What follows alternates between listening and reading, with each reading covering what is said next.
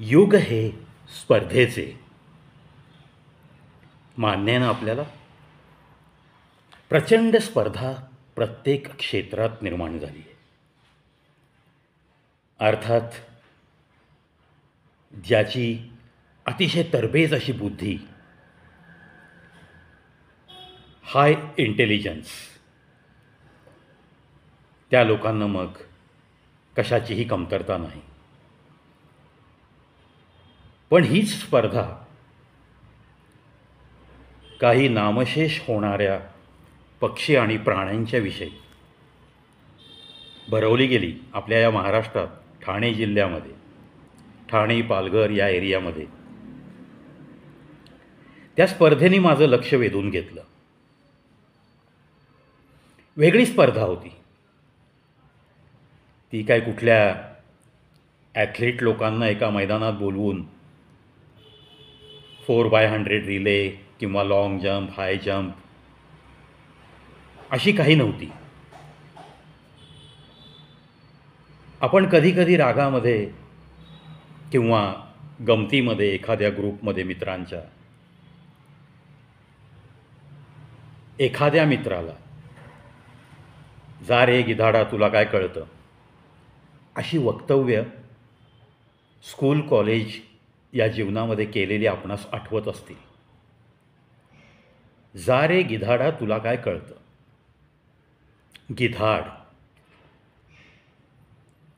गिधाड हे तसं पाहिलं तर हा जो पक्षी आहे हा पर्यावरणाच्या दृष्टिकोनातनं अतिशय महत्त्वाचा पक्षी. जंगलामध्ये हिंस्त्र प्राणी शिकार करतात. मग अगदी सशापासून मोठा रानगवा हा सुद्धा सिंहाच्या कळपाला चालतो. म्हणजे जंगलामध्ये अशी जी शिकार होत राहते, हरणांची, रानगव्याची, विल्डबीसची, ससे, जे काही प्राणी तिथे शेवटी अन्न साखळी येईल, शिकार केल्याशिवाय काही प्राण्यांचं पोट भरत नाही, त्यामुळं काही प्राण्यांचा बळी जाणारच. जंगल का उसूल असं ज्याला म्हणतात. हे खाऊन झाल्यानंतर जे सांगाडे आणि सांगाड्याला चिटकलेलं मांस राहतं, हिंस्त्र प्राण्याचं एकदा पोट भरलं की तो त्या दुसऱ्या त्या शिकारीचं उरलेल्या भागाकडं डोंकूनही बघत नाही. मग त्याचं काय झालं याविषयी त्याला चिंता करण्याचं कारण नसतं. मग असेच जर सापळे आणि मांस कुजत राहिलं तर त्याची एक मोठी दुर्गंधी सुटते. त्याच ठिकाणी ही सगळी गिधाडं जमा होतात आणि तिथं काही घडलं होतं, नाही घडलं होतं, शिकार झाली होती, कुठला प्राणी मेला होता का नाही मेला, हे सुद्धा तुम्हाला नंतर कळत नाही. इतक्या चपकलपणे तिथली साफसफाई होऊन जाते. म्हणजे उरलेलं मांस आणि हाडं ही खाल्ली जातात. या गिधाडांची संख्या कमी कमी होत चालली. म्हणून आपल्या महाराष्ट्रामध्ये ज्या विभागामध्ये त्यांची घरटी असायची त्या विभागामध्ये काही गिधाडं आहेत का, त्यांची घरटी कुठे आहेत का, हे तपासण्याची स्पर्धा सुरू झाली. त्यामुळे एक आगळी वेगळी स्पर्धा आणि त्याच्याविषयी असं काही वाचनात आलं. आणि गिधाडाची उपयुक्तता सर्व सुशिक्षित माणसांना नक्कीच समजते, सगळ्यांनाच समजते, तसं काहीच नाही. तर हा जो पक्षी आहे हा आकाराने मोठा, चांगल्यापैकी चोच त्याला देवाने दिलेली आहे आणि खूप उंचीवर उडण्याची क्षमता पण दिली आहे. त्यामुळे यांची घरटी कुठेतरी उंचावर डोंगराच्या कड्या कपारीत अशी नेहमी दिसायची. आता संख्याच कमी होत चालली, त्यामुळं घरटी अस्तित्वात आहेत नाहीत हे पाहण्याची स्पर्धा आपल्या पर्यावरण तज्ज्ञांनी लावली आणि मग त्याचा शोध सुरू झाला. आता अशी वेळ येणारा हा पक्षी तो जर नामशेष होत असेल तर या पर्यावरणाला नक्कीच ही धोकादायक स्थिती आहे. जंगलामध्ये इतर प्राण्यांनासुद्धा काहीतरी रोगराई पसरू शकते आणि मग त्याचे पडसाद कदाचित मानवजातीपर्यंत पण येऊ शकतात.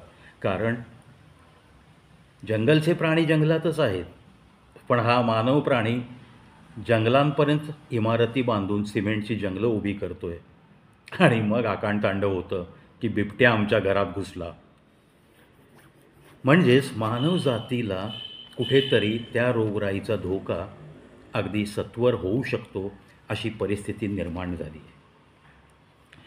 आता ही स्पर्धा आयोजित केली ती स्पेन या देशामधले पर्यावरण तज्ज्ञ गेली 10 ते 15 वर्ष तिथं अस्तित्वात असलेल्या गिधाडांची संख्या कमी होत चालल्यावर अशा मोहिमा राबवत आहेत. त्या विभागामध्ये लाल केशरी पिसं असलेली, थोडी इंडियन गिधाडांपेक्षा धष्टपुष्ट असलेली अशी काही गिधाडं त्या काळात होती. लॅमिगायर असं त्या गिधाडाच्या जातीचं नाव आहे.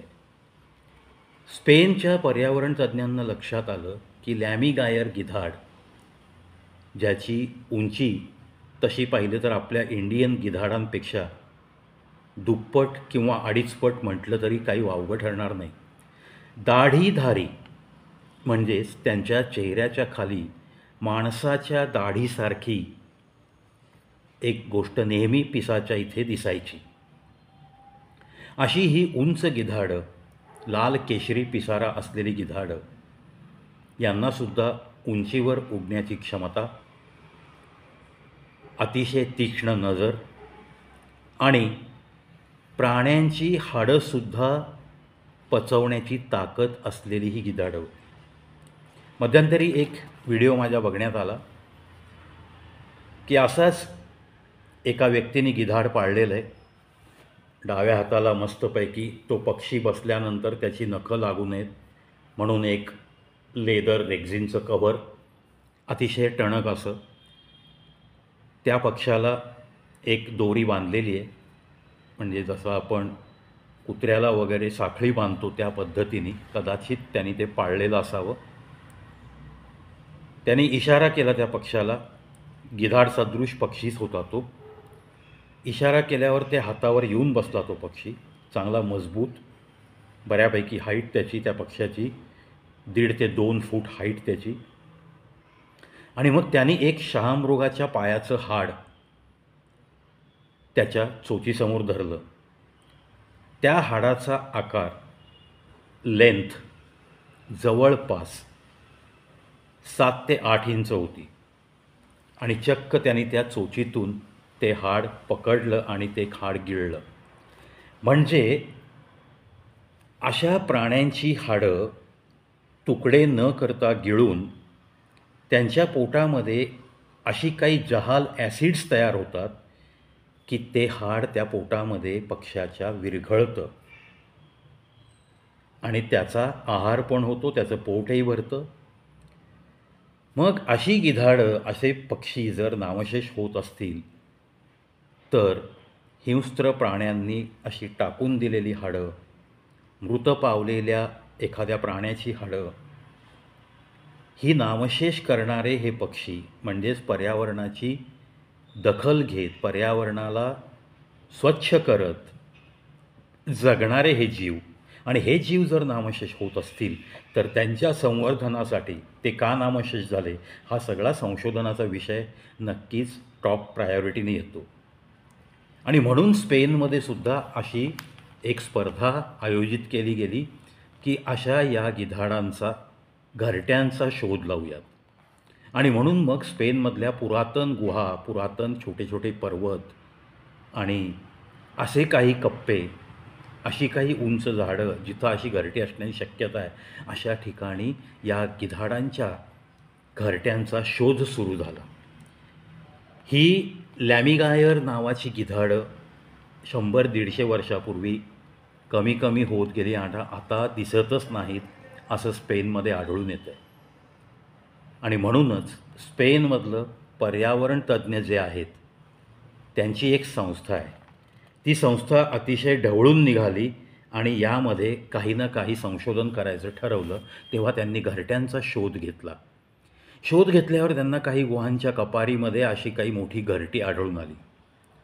गरुड आणि गिधाड या 2 पक्ष्यांची एक खासियत आहे.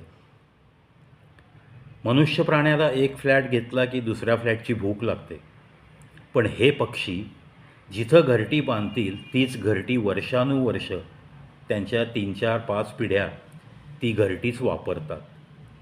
म्हणजे पुन्हा पुन्हा ही घरटी बांधली जात नाहीत. आणि मग अशी घरटी स्पेनच्या काही गुहांमध्ये या पर्यावरण तज्ज्ञांना, संशोधकांना सापडली. आणि मोठी मोठी घरटी, ती पक्षाचा आकार मोठा असल्यामुळं ती घरटी पण मोठी. गुहेच्या आतमध्ये ही घरटी सापडली. तिथे नैसर्गिक थंडावा आणि एक बऱ्यापैकी वातावरण, बाहेरच्या वातावरणाचा जास्त परिणाम होणार नाही असं वातावरण.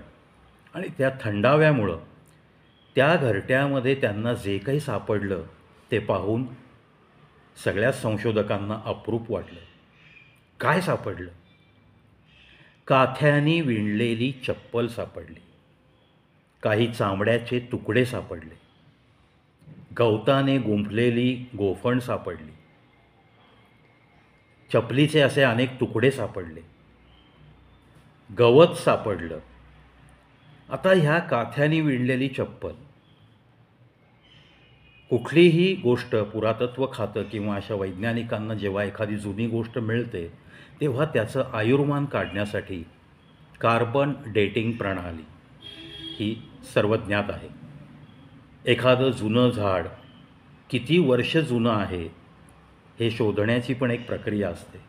कोणतीही वस्तू, कोणताही जीवाश्म, ज्याला आपण फॉसिल्स म्हणतो, काही काही प्राणी काळाच्या ओघामध्ये जमिनीखाली दडपले गेले आणि मग त्याच्यावरतीच खडकांचा थर जमा होऊन त्याचा जीवाश्म तयार होतो. मग तो एखादा पुरातन काळातला मासा सापडतो, पुरातन काळातला हत्तीपेक्षा महाकाय प्राणी सापडतो, डायनॉसॉरचे काही जीवाश्म आहेत. अशा सगळ्या गोष्टी, या गोष्टींचं कार्बन डेटिंग प्रणालीने जेव्हा आपण त्याचं वय शोधतो तेव्हा ते लाखो करोडो वर्षापूर्वीचं निघालं आणि मग या पृथ्वीचा इतिहास समजण्यास मदत झाली. त्याच पद्धतीने या काथ्याच्या चपलीचं कार्बन डेटिंग प्रणालीने किती वर्षापूर्वीची ही चप्पल आहे, किती वर्षापूर्वी राहणाऱ्या मानव अशा पद्धतीच्या काथ्याने विणलेल्या चपला घालायचा, तो किती उंचीचा होता, त्याची पावलं किती लांब आणि किती रुंद होती, ह्या सगळ्या गोष्टी अशा गोष्टींमुळं उजेडात येतात. आणि मग त्या दृष्टिकोनातनं संशोधन सुरू झाल्यावर असं निदर्शनास आलं की ही चप्पल 600 ते 650 वर्षापूर्वी बांधली गेली आहे.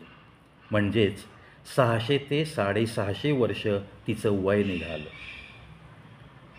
आता या पक्ष्याच्या घरट्यात काही पक्ष्यांच्या, प्राण्यांच्या अंड्याची टरफलं सापडली.